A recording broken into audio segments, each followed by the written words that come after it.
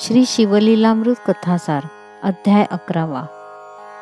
या अध्यायात रुद्राक्ष महात्म्य, भद्रसेन आख्यान आणि रुद्राध्याय महात्म्य याबद्दल सांगितले आहे. श्री गणेशाय नमः. जे शिवभक्ती करतात, नित्य नेमाने शंकराची पूजा करतात, शिवलीलामृत ग्रंथाचे आवडीने श्रवण करतात, ते लोक धन्य होत. शिवकृपेने त्यांचे जीवन सफल होते. रुद्राक्ष महात्म्य. महामुनी सूत यांनी कथेच्या ओघात रुद्राक्ष महात्म्य सांगितले. ते म्हणाले, श्रोते हो, जे लोक अंगाला भस्म लावतात, रुद्राक्ष धारण करतात, त्यांची पुण्याई सांगताच येत नाही. ते त्रैलोक्यात धन्य होत. जो सहस्त्र रुद्राक्ष धारण करतो तो साक्षात शंकरच. शिखेला एक रुद्राक्ष बांधावा, त्यावरून स्नान केल्याने त्रिवेणी संगमात स्नान केल्याचे पुण्य लाभते. दोन्ही दंडात प्रत्येकी 16, दोन्ही मनगटात प्रत्येकी 12, कंठात 32, मस्तकाभोवती 24, तर कानाभोवती प्रत्येकी 6 रुद्राक्ष बांधावेत. गळ्यात 108 रुद्राक्षांची माळ घालावी. अशा प्रकारे रुद्राक्ष धारण करणे विशेष पुण्यफलदायी असते. एकमुखी रुद्राक्षाचे पूजन केल्याने भाग्यवृद्धी होते. 5, 6, 8 आणि 14 मुखांचे रुद्राक्ष लक्ष्मीदायक असतात. रुद्राक्षांच्या माळेवर जप केल्याने सर्व मंत्र उत्तम प्रकारे फलप्रद होतात. रुद्राक्ष शिवस्वरूप असल्याने त्याचे पूजन हे शिवपूजनच होय. रुद्राक्षाचा महिमा अतिशय थोर आहे. त्याविषयीचा एक इतिहास सांगतो. भद्रसेन आख्यान. काश्मीर देशाचा राजा भद्रसेन हा प्रजाहित दक्ष, विवेकसंपन्न व ज्ञानी होता. त्याची पत्नी ही सुंदर, धर्मशील, पतिव्रता व मृदुभाषिणी होती. त्यांचा प्रधानही त्याच्यासारखाच विद्वान, सत्यप्रिय व कर्तव्यदक्ष होता. भद्रसेन आणि त्याचा प्रधान हे दोघे मोठे शिवभक्त होते. ते परस्परांच्या सल्ल्याने उत्तम राज्यकारभार करीत असत. अनेक शिव अनुष्ठाने केल्यानंतर त्या दोघांनाही पुत्र झाले. राजपुत्राचे नाव सुधर्म, तर प्रधान पुत्राचे नाव तारक असे होते. ते जन्मापासूनच निस्सीम शिवभक्त होते. ते दोघेही प्रेमळ, वितरागी, सत्संगतीत रममाण होणारे, दुर्जनांची संगत न आवडणारे असे होते. त्यांच्या माता त्यांना वस्त्रालंकारांनी सजवायच्या, पण ते दोघेही अलंकार काढून ठेवून रुद्राक्षांच्या माळा घालीत असत. सर्वांगाला भस्म लावीत असत. शंकरांची पूजा करणे, नामस्मरण करणे, कीर्तनात बसून शिवलीला श्रवण करणे यामध्ये त्या बालकांना विलक्षण रुची होती. त्यांचे जगावेगळे आचरण पाहून राजा व प्रधान यांना मोठे आश्चर्य वाटायचे. ते दोघेही चिंतामग्न व्हायचे. अशा परिस्थितीत भद्रसेनाकडे पराशर ऋषींचे योगायोगाने आगमन झाले. पराशर हे वशिष्ठांचे नातू व कृष्णद्वैपायन व्यासांचे पिता होत. ते त्रिकालज्ञानी होते. कुलगुरू पराशर आल्याचे कळताच राजा त्यांच्या स्वागतासाठी धावला. त्याने पराशरांची षोडशोपचारे पूजा केली. आलेल्या इतर सर्व ऋषींचे उत्तम आदरातिथ्य केले. त्यांना वस्त्रे, आभूषणे देऊन गौरविले. मग पराशर यांना राजाने आपली चिंता सांगितली. तो म्हणाला, गुरुवर्य, माझा मुलगा सुधर्म व प्रधानजींचा मुलगा तारक या दोघांचेही वागणे सर्वसामान्य मुलांप्रमाणे दिसत नाही. ते विरक्तासारखे वागतात, कोणाशी फारसे बोलत नाहीत. शंकराचे ध्यान करणे, अंगावर भस्म लावणे, रुद्राक्षांच्या माळा घालणे असे त्यांचे जगावेगळे विचित्र छंद आहेत. हे त्यांचे वर्तन पाहून मलाही मुले पुढे राज्यकारभार कसा करतील हेच कळत नाही. राजाने त्या दोन्ही मुलांना तेथे आणले. पराशरांनी त्यांना जवळ घेऊन त्यांचे कौतुक केले आणि अंतर्दृष्टीने अवलोकन केले. ते म्हणाले, राजा, हे दोघे कुमार शिवभक्त का आहेत ते सांगतो, लक्षपूर्वक ऐक. पूर्वी काश्मीर देशातील नंदीग्राम नावाच्या नगरात महानंदा नावाची अतिशय श्रीमंत, ऐश्वर्य संपन्न व सौंदर्यवती वेश्या राहत होती. तिच्या घरी तिची आई व भाऊ राहत होते. महानंदा भाग्यवान होती. तिच्या घरी राजे, महाराजे व श्रीमंत लोक येत असत. महानंदा घरी आलेल्या इच्छुकांना कामभोग देऊन तृप्त करीत असे. ती वेश्या असूनही पतिव्रतेसारखी वागायची. एका रात्रीसाठी ज्या पुरुषाची ती सेवा करायची त्या कालावधीत तोच आपला पती आहे असे समजून वागायची. त्यावेळी ती अन्य कोणाचाही विचार मनात आणत नसे.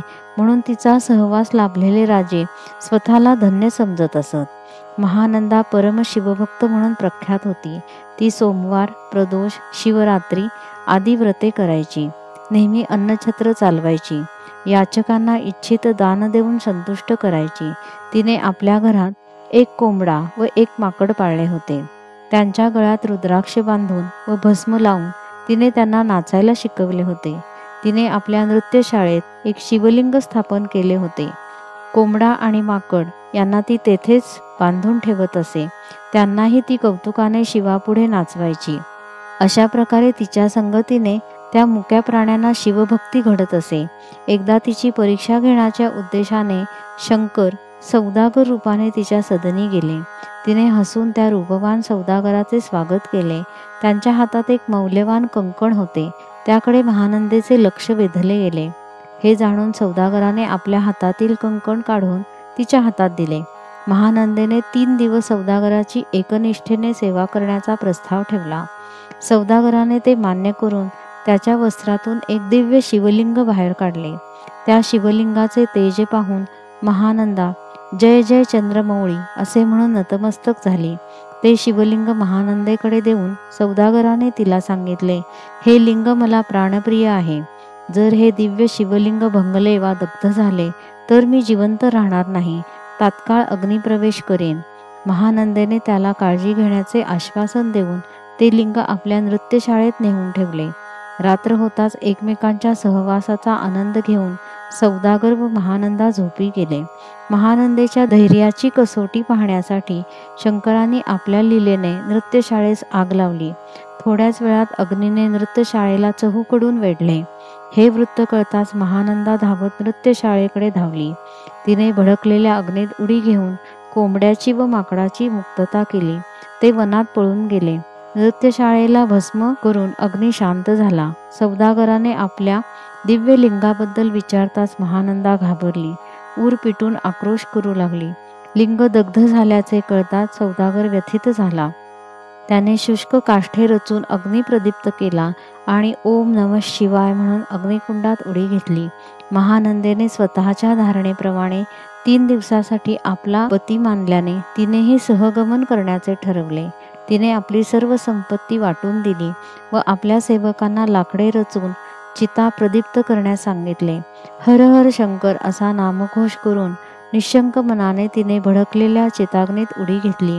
त्याच क्षणी अग्निकुंडातून साक्षात कैलासनाथ प्रकट झाले. 5 मुखांचा 10 हातांचा मस्तकी जटाभार, त्यावर शोभिवंत चंद्रकोर व धवलवर्ण गंगा, भाळी तृतीय नेत्र, नीलवर्ण कंठ, कमरेस व्याघ्रांबर, अंगावर गजचर्म पांघरलेले अशा त्या दिव्य स्वरूपी महायोग्याने महानंदेला वरचेवर झेलले. ते तिला म्हणाले, महानंदे, तुझे सत्व पाहण्यासाठी मी सौदागराच्या रूपाने आलो होतो. मी तुझ्यावर प्रसन्न आहे. तू वर माग. महानंदा म्हणाली, देवा, तुझ्या दर्शनाने मी धन्य झाले आहे. तुझी अशीच कृपा आम्हा बालकांवर राहू दे. तुझ्याकडे तुझ्या प्राप्तीशिवाय काय मागावे. म्हणूनच माझी अशी प्रार्थना आहे की तू माझ्यासह या नगराचाही उद्धार कर. तेव्हा तथास्तु असे आशीर्वचन बोलून देवादिदेव शंकर अंतर्धान पावले. शिवगणांनी महानंदा, तिची माता, बंधू व सर्व नागरिकांना सन्मानाने शिवलोकी नेले. त्या सर्वांना शिवलोकी अक्षय स्थान मिळाले. धन्य धन्य ती महानंदा. तिने आपल्या समवेत सर्वांचा उद्धार केला. निस्वार्थी वर्तन हेच शिवभक्तीचे गमक आहे. कथेच्या ओघात सूत याने निरुपम सुखाचे सागर अशा शिवलोकाचीही महती सांगितली. शिवलोकात आधिव्याधी नाहीत, तहानभुकेचा त्रास नाही, भेदबुद्धी नाही, कामक्रोधादी षड्विकार नाहीत. तेथे काया वाचा मनाची शुद्धता आहे. तेथील जल अमृतापेक्षा मधुर आहे. तेथे देववृक्षांची विस्तीर्ण वने आहेत. असंख्य कामधेनू आहेत.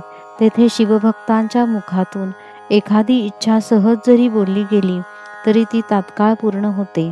शिवलोक अविनाशी आहे. भगवान शंकरांच्या असीम कृपा प्रसादाने तेथे अक्षय स्थान प्राप्त होते. पराकाष्ठेच्या शिवभक्तीमुळे महानंदेला ते पद लाभले. महानंदेच्या उद्धाराची कथा सांगून पराशर म्हणाले, हे राजा, महानंदेने पाळलेला कोंबडा आणि माकड यांना भस्म, रुद्राक्ष ही शिवभूषणे धारण केल्यामुळे नरजन्म मिळाला.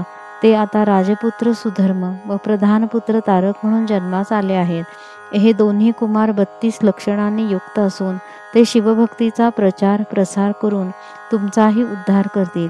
त्याचवेळी राजा भद्रसेनाच्या मनात त्याच्या पुत्राच्या भविष्याविषयी अधिक जाणून घेण्याची जिज्ञासा निर्माण झाली. पराशर म्हणाले, राजा, मी येथे खरे बोललो तर ते तुला सहन होणार नाही. राजाने त्यांना सत्य सांगण्याविषयी विनंती करतात ऋषी म्हणाले, राजा, आजपासून 7व्या दिवशी तुझ्या मुलाला मृत्यूयोग आहे. ते ऐकताच राजा आणि सभेतील मान्यवर दुःखसागरात बुडाले. पराशर ऋषींनी राजाला सावरले आणि रुद्राध्यायाचे महत्त्व सांगितले. रुद्राध्याय महात्म्य. जेव्हा पंचमहाभूते नव्हती, मायामय विकार नव्हते, तेव्हा सर्वत्र ब्रह्मच होते. तेच शिवतत्व होय.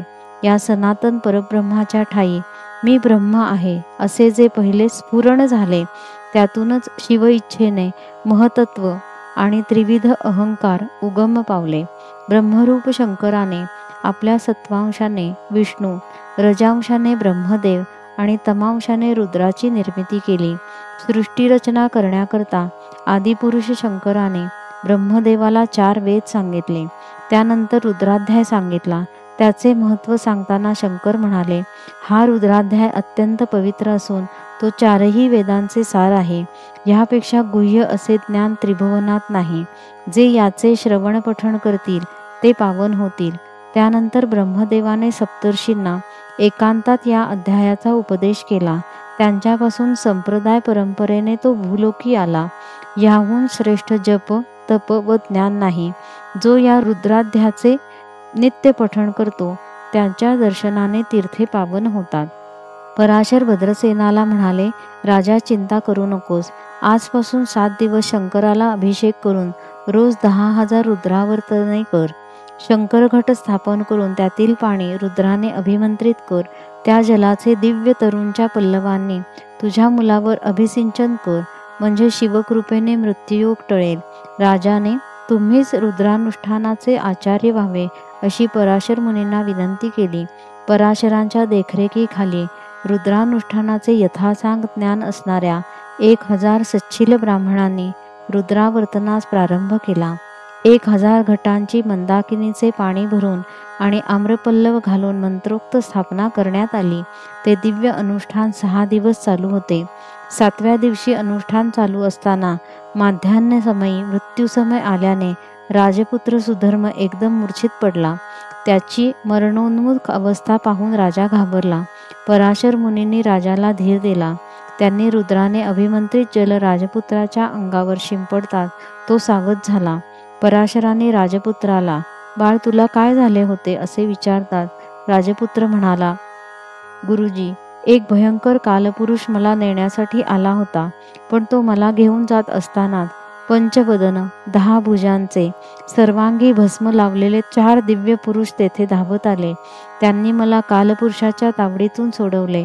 पुढे काय झाले हे मला माहीत नाही, कारण मला जाग आली. ते ऐकून भद्रसेनाच्या डोळ्यात आनंदाश्रू तरळले, अंगी रोमांच दाटले. तो शंकरांचा जय जयकार करू लागला. देवांनीही पुष्पवर्षाव करून आपला आनंद व्यक्त केला. राजाने सर्व आमंत्रित ब्राह्मणांना दिव्य वस्त्रालंकार व मौल्यवान भेटवस्तू देऊन अपरंपार दानधर्म केला. सर्व याचकांना संतुष्ट केले. त्याचवेळी त्या आनंदोत्सवात देवर्षी नारदांचे आगमन झाले. सर्वांच्या आनंदाला पारावर उरला नाही. दिव्य आसनावर बसून भद्रसेनाने नारदांची पूजा केली. नारद म्हणाले, राजा, येथे येत असता मी एक अपूर्व गोष्ट पाहिली. 5 मुखे व 10 हात असलेले अत्यंत तेजस्वी असे 4 शिवदूत मृत्यूला बांधून नेत होते. धन्य धन्य ते रुद्रानुष्ठान, ज्यामुळे तुझ्या मुलाचा अपमृत्यू टळला. त्यांच्या रक्षणासाठी त्या कृपाळू शंकराने स्वतःच्या पुत्राला वीरभद्राला पाठवले होते. वीरभद्र मृत्यूला जाब विचारित होता. तू कोणाच्या आज्ञेने सुधर्माला नेत होतास? तुला रुद्रमहिमा ठाऊक आहे ना? मग शिव आज्ञेचे उल्लंघन करण्याचे धाडस कसे केलेस? भद्रसेनाचा पुत्र दीर्घायुषी असून तो सार्वभौम राजा होणार आहे हे ऐकून यम विचारात पडला आणि त्याने चित्रगुप्ताकडे चौकशी केली. चित्रगुप्त म्हणाला, सुधर्माला 12व्या वर्षी मृत्यूयोग होता, पण रुद्रानुष्ठानाच्या महान पुण्याईने कुयोग टळला आहे. यमाने आपल्या अपराधाबद्दल वीरभद्राची क्षमा मागितली. तेव्हा वीरभद्राने त्याला जाऊ दिले. भद्रसेनाने नारदांना साष्टांग वंदन केले. त्यांच्या सूचनेनुसार भद्रसेनाने सहस्त्र रुद्रावर्तने पुन्हा केली व नगरीत मोठा उत्सव केला. पराशरांनी योग्य वेळी मार्गदर्शन करून आपल्या पुत्राला सर्वार्थाने सुखरूप केले, म्हणून भद्रसेनाने त्यांचा मोठा सन्मान केला. त्यांना अपार धन देऊन संतुष्ट केले. पराशर मुनींनी राजपरिवाराला अनेक उत्तम आशीर्वाद दिले. पुढे सुधर्मास राज्याभिषेक करून व तारकास युवराजपद देऊन भद्रसेन प्रधानासोबत तपश्चर्येसाठी वनात निघून गेला. त्यांच्या उपासनेवर प्रसन्न होऊन शंकराने दिव्य विमानातून त्यांना सन्मानाने शिवलोकी नेले. त्यांच्या इच्छेने ते ब्रह्मलोकात आणि वैकुंठात निवास करून शेवटी शिवरूप होऊन कैलास क्षेत्री गेले. रुद्राबद्दल अधिक काय सांगावे. त्याची 100 आवर्तने केल्यास मनुष्य शतायुषी होतो. त्या रुद्राचे महत्त्व सांगणाऱ्या या अध्यायाचे नित्य पठण केल्यास मनुष्य निर्दोष होतो. शिवचिंतनाने शिवस्वरूप होतो. भद्रसेनाचे हे आख्यान जे वाचतील त्यांना दीर्घायुष्य व उत्तम संतती प्राप्त होईल. त्यांना शिवलोकात मरणोत्तर गती प्राप्त होईल. या कथेचे भावभक्तीने श्रवण पठण केले तर 1000 कपिला गायी दान दिल्याचे पुण्य लाभेल. अभक्ष भक्षण, मद्यपान, ब्रह्महत्यादी महापातके नष्ट होतील. या अध्यायाचे त्रिकाल वाचन केल्याने गंडांतरे दूर होतील. शिवलीलामृत ग्रंथाचे श्रवण पठणरूपी अनुष्ठान केल्याने आयुष्यहीन लोकांना दीर्घायुष्य लाभते. श्री सांब सदाशिवार्पणमस्तु. फलश्रुती हा 11वा अध्याय म्हणजे 11 रुद्रांची वाङ्मयपूर्ती आहे. इच्छित फल देणारा कल्पवृक्ष आहे. याचे श्रवण पठण केल्याने 11 रुद्र संतुष्ट होतात. रुद्राध्यायाच्या पाठाइतकेच याचे महत्त्व आहे. या अध्यायाच्या पठणाने दुर्भाग्य दूर होईल, वैभव प्राप्त होईल. ज्यांना संपूर्ण शिवलीलामृत ग्रंथाचे वाचन करणे शक्य होत नाही त्यांनी हा अध्याय तरी वाचावा. या अध्यायाचे नित्य पठण केल्याने नित्य रुद्रानुष्ठान केल्याचे पुण्य लाभते. त्या उपासकाच्या घरी सुख, शांती व समाधान नांदते. जे मृत्युंजय मंत्राचा जप करतात, रुद्राचे अनुष्ठान करतात, त्यांना ग्रहपीडा, विघ्ने, दारुण रोग व पिशाच बाधा यांचा त्रास होत नाही. शिवलीलामृत कथासार अध्याय 11 समाप्त.